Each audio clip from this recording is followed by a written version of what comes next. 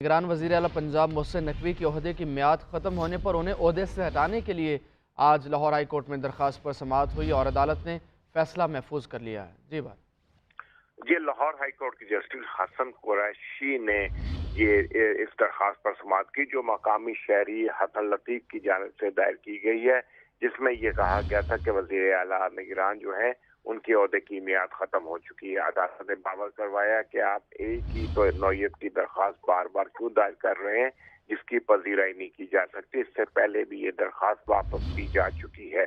अदालत के रूबरू पंजाब हुकूमत के वकील ने भी दरख्वास्त के काबिल समाअत होने पर एतराज़ किया, जिस पर अदालत ने इस दरख्वास्त के काबिल समाअत होने के बारे में फैसला महफूज कर लिया है।